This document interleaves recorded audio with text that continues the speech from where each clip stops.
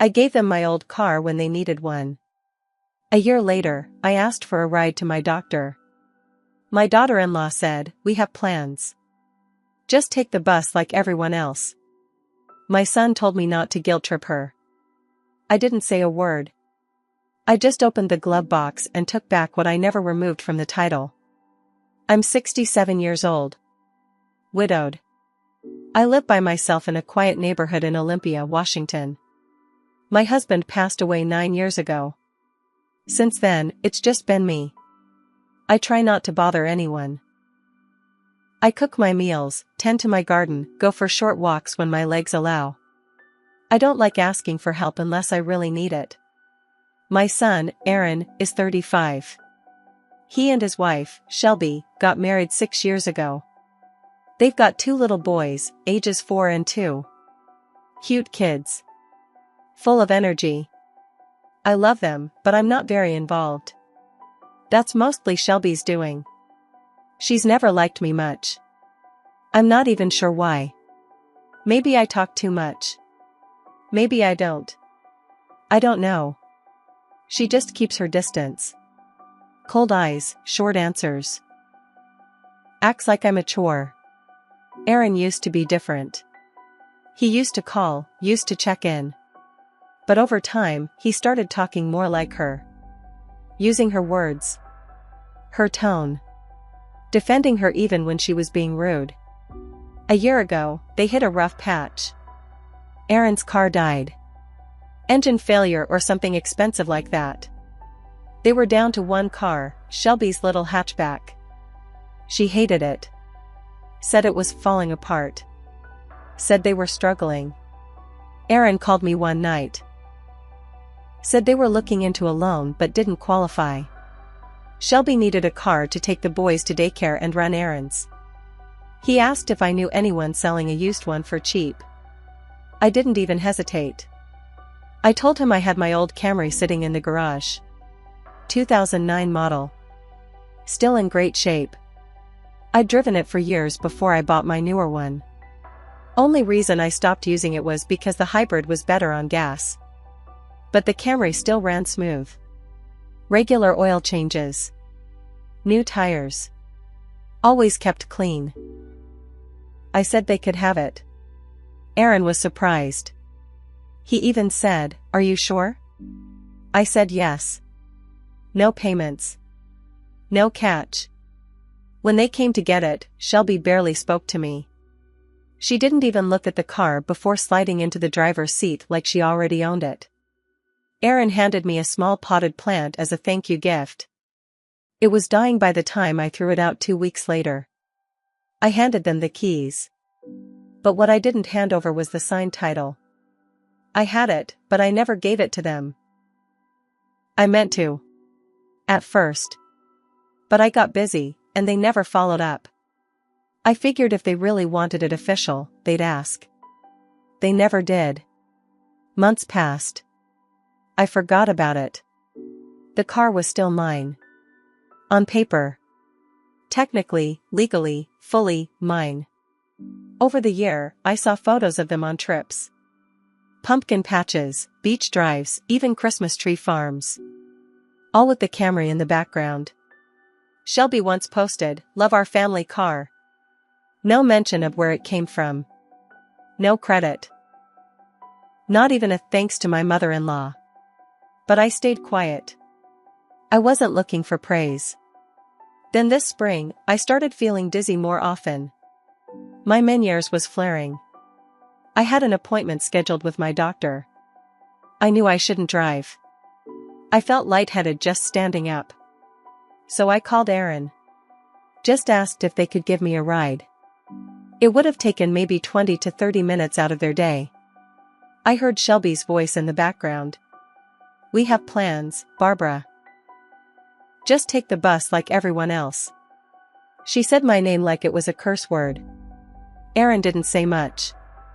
Just sighed and added, "Mom, don't guilt trip her. You're still fine on your own, right?" And that was it. I hung up. Sat in silence. I felt my hands shaking, not from the illness, but from the realization. They didn't see me as family anymore. They saw me as an obligation. A nuisance. And they'd taken my gift like it was owed to them. I didn't cry. I didn't argue. I just opened my file cabinet, pulled out the envelope with the car title. Still in my name. Untouched. Crisp. And I remembered, I still had the second key in a drawer. I called a cab to get to the doctor. Quietly, without making a scene. Then a few days later, I checked Shelby's Instagram. She posted a photo of the boys at a park. Tagged the location. I knew they were gone. So I took a bus across town. Walked 2 blocks to their house. Found the Camry parked in the driveway. I didn't hesitate. Used the key. Got in. Opened the glove box. Registration still listed me as the owner. I started the engine. Drove off. No note. No warning. Just silence. About an hour later, Aaron started calling. Left voicemails. First confused, then angry. Mom, did you take the Camry? Shelby had her wallet in there. This isn't funny. If this is some punishment, you're being unfair. We rely on that car. I still didn't respond. Because I wasn't done yet. They wanted me to take the bus like everyone else? Fine. But now they'd have to figure out how to get around. Without my car. And the revenge wasn't over yet. I kept the Camry parked in my garage again. Same spot it used to be in. Like it never left. I didn't answer any calls or texts. Not for 3 days. On the 4th day, Aaron showed up at my house. I watched him through the window. He stood on my porch, knocking hard. He looked upset. But not worried about me, he looked mad. I didn't answer the door. He banged harder. Yelled, I know you're in there, Mom. Just talk to me. I didn't. He finally left after about 10 minutes. Peeled out of my driveway in Shelby's little hatchback. That night, I got a long text from him. You had no right to do that. We've relied on that car for months. The boys need rides to daycare. Shelby's been crying all day. You scared us. If you were upset, you should have said something. You've made things really hard on us. He didn't ask if I was okay. Didn't mention my appointment. Didn't apologize. I stared at the message, then set the phone down. Still said nothing. A few more days passed. Then the doorbell rang again. This time it was Shelby. I didn't expect her to come alone. She was dressed like she just came from the gym, tight leggings, designer sunglasses pushed up in her hair, holding her phone like a shield. She had that stiff, forced smile she always wore around me. When I opened the door, she stepped back like I was going to bite her. I think there's been a misunderstanding, she said, all fake sweet.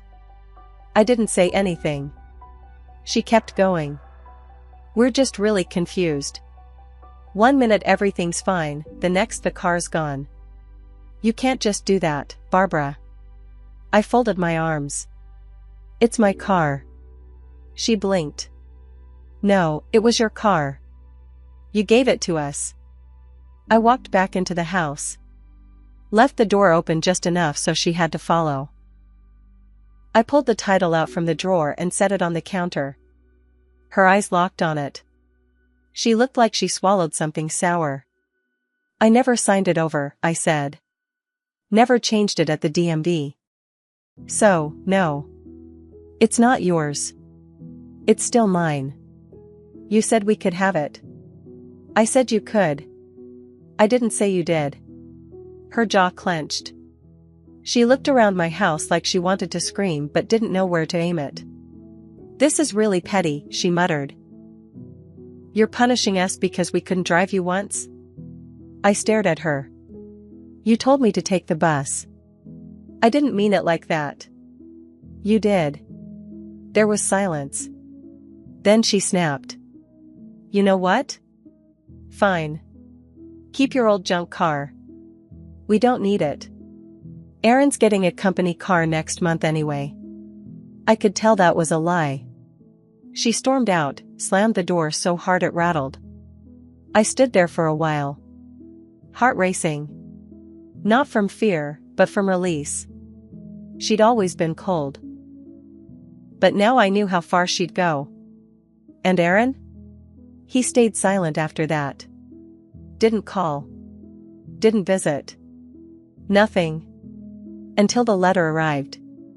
2 weeks later, I got something in the mail from a small claims lawyer. Aaron was suing me for theft of property. He claimed I gifted the vehicle and then illegally took it back. I sat there at my kitchen table, hands shaking again. But this time I wasn't dizzy. I was done. I made copies of the title, the registration, the keys, the maintenance bills in my name. And something else I hadn't thought about in a long time, the insurance policy. Still listed under me. I called a lawyer the next morning. He looked at everything and said flat out, "You're fine. If anything, they should be glad you didn't report them for unauthorized use." That made me pause. Unauthorized use. I hadn't thought about it like that. But suddenly, I started thinking about everything a little differently. Like how I'd been left out of holidays the past 2 years. How Shelby told Aaron I was too opinionated around the kids.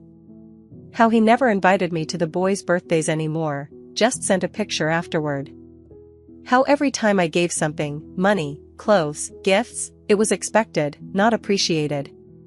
How slowly, over the years, I went from being mom to being Barbara. So I didn't just want the car back anymore. I wanted the truth out. I wanted people to see what I'd been dealing with. I didn't go to court just to keep a car. I went to shine a light on the kind of people they'd become. And what happened next made everything so much clearer. Court was still a few weeks out, but word got around fast. Not from me, from them. Shelby posted a long, dramatic rant on Facebook about how she was devastated by betrayal and how family should never rip away what they gave in love. She didn't use my name, but everyone knew. It was obvious.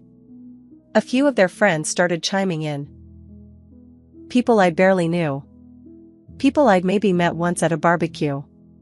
They commented things like, "Unbelievable," and "So sorry you're going through this," and one even said, "No offense but your MIL has always seemed off." That one stung. I didn't respond. I just watched. Shelby was painting me as some bitter, unstable old woman who stole her own car. And Aaron was silent. He wasn't defending me. Not even once. Then something happened that shifted everything. I got a call from my old neighbor, Deb. She and I used to live next to each other for 20 years before she moved across town to be closer to her grandkids. "Barbara," she said, "I know this might not be my place, but I saw Shelby at the grocery store." She was talking loudly on her phone. She said something about needing money for a down payment because she's worried you're going to take them to court for damages, and that she's sick of pretending Aaron's mom isn't losing her mind. I thanked her and sat with that for a while. Because suddenly I realized they weren't worried about just the car. They were worried about what I knew. And I knew plenty. Like how I'd co-signed for Aaron's college loan back in 2008, and I was the one who paid off the final $6,000 when he got laid off. Or how I paid for their wedding caterer last minute when the original vendor flaked. Or how Shelby called me crying once, saying they couldn't pay rent after their second baby, and I sent them a check for $1,200. No questions asked. No payback ever discussed. All that money. All that help. And now she was calling me petty? She had no idea what I was capable of when I decided I was done being used. I went through my boxes. I still had receipts. Bank statements. Venmo logs. Emails. Screenshots. I wasn't collecting them on purpose, but I'm an old woman. I don't throw much away. I made copies. I organized it all neatly. And then I did something I hadn't done in years. I called my brother, Roger. He lives in Spokane. Retired Army. Sharp mind. Never liked Shelby from the start. After I told him everything, he let out a whistle and said, "You want me to come down for court day?" "Not yet," I said. "But maybe soon." Because I was already thinking bigger. This wasn't about the car anymore. This was about respect. About how they'd treated me. How they'd rewritten history to fit their own story. And I'd let them. For too long. Then, another twist. 2 days before the court date, Aaron called me. I almost didn't answer. But I did. He didn't sound angry this time. He sounded tired. "Mom," he said. "Can we talk?" I didn't say anything. I didn't know Shelby was gonna sue. It wasn't my idea. I stayed quiet. She's just under a lot of pressure. And I'd been busy with work. "We didn't mean to make you feel like you don't matter." I finally said something. "You stood by while your wife mocked me for asking for a ride." He went silent. "Do you know how hard it was for me to make that call?" I added. "I wasn't asking for a handout. I just needed a little help. Once." "I know," he said quietly. "She told me to take the bus like everyone else." He sighed. "I should have said something. But you didn't." No, and for once, he didn't try to explain it away. He didn't defend her. That was new. Then he said something else. "She's not doing well. Not just with you. With me. With the boys. She's been angry all the time. Lashing out. I didn't want you to be the target. But I see now you already were." That hit me hard. Because I'd spent a year blaming him too. Thinking he'd changed. Maybe he hadn't. Maybe he was just trying to survive inside her world. "I don't want this to go to court," he said. "It's gotten too ugly." "I didn't start the court stuff." "I know. I know you didn't." There was a long silence. Then I said, "Let me think about it." But I already knew what I was going to do. Not cancel. Not forgive. Not yet. Because there was still more to this story. And they hadn't seen the last of the truth. The court date came. I didn't cancel it. I dressed up, simple, but neat. Wore the same navy blue blazer I wore to my husband's funeral. I brought a folder thick with proof, every receipt, every email, every bank statement. I'd even printed Shelby's Facebook rant, with the comments, just in case. Aaron and Shelby showed up late. She looked smug, like she thought this would all get tossed out in 5 minutes. He looked like he hadn't slept. The judge was a woman about my age. Sharp. Direct. No time for games. Shelby's lawyer opened first. Tried to make it sound like I was an old woman experiencing confusion and that I had gifted the car freely and emotionally without clear understanding. When it was my turn, I laid it all out. I showed the title. Still in my name. I showed the registration. Still in my name. I showed proof I'd paid the insurance on that car the whole year they drove it. I showed that they never went to the DMV. Never signed anything. Never took responsibility. Then I calmly placed down receipts. Bank transfers. Emails. I said, "Your Honor, I've given them more than just a car. I gave them money, time, support. I was a mother. And when I asked for a single ride to the doctor, I was told to take the bus." You could feel the room shift. Even the clerk looked up. I didn't raise my voice. I didn't cry. I just laid it all out with the calm of someone who was finally done being used. Then I added one more thing. I'm not asking for money. I'm not asking for punishment. I'm asking for the truth to be seen clearly, for the record. I didn't steal anything. I took back what was mine. They used me and turned cold the moment I wasn't useful anymore. The judge looked at Shelby, then Aaron. Her voice was flat. You sued your mother for taking back a car that legally, on paper, she owns. You provided no evidence that it was gifted. No title transfer. No documentation. No exchange.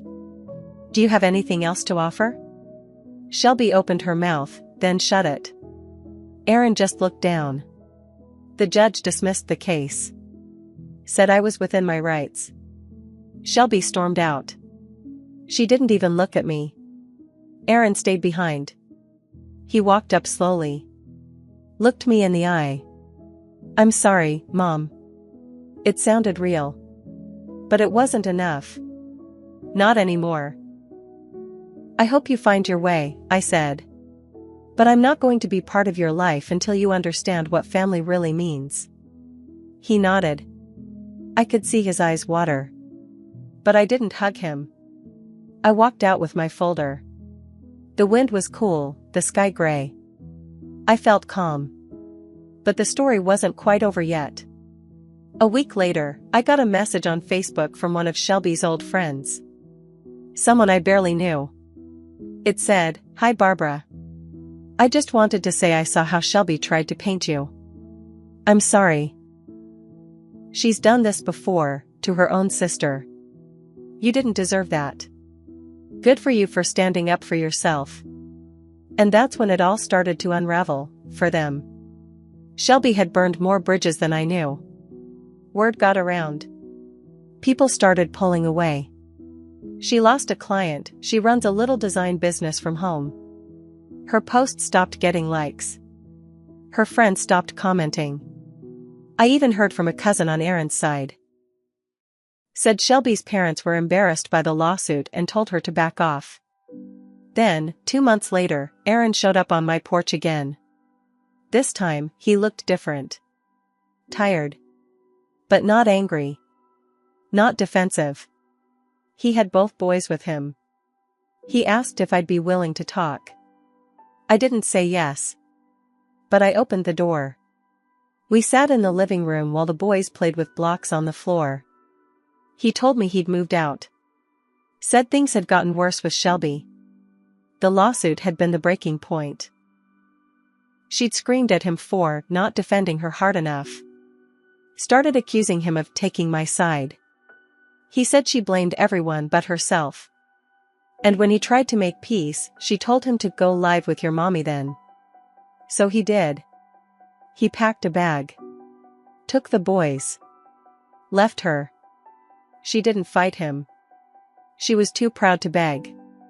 He told me he'd enrolled the boys in a new daycare closer to his job. Said he was trying to get custody sorted. Trying to make things right. I should have stood up for you a long time ago, he said. I let her turn me into someone I'm not. I believed him. But I still didn't let him off easy. I said, you let me be disrespected in my own family. That takes time to heal. He nodded. I know. I'm not asking for anything right now. I just wanted you to know I see it now. I see all of it. He stood up. Gathered the boys. At the door, he looked back. Mom, thank you for not signing that title.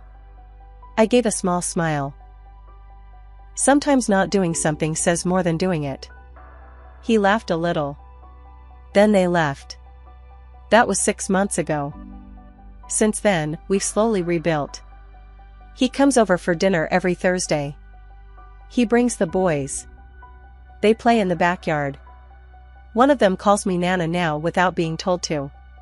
Shelby tried to stir things up after he left. Tried to say I turned him against her. But nobody listened this time.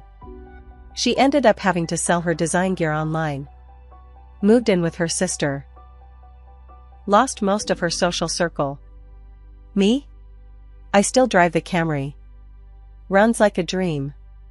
Every time I sit behind the wheel, I remember the day I drove it back home, quiet, calm, and completely in control.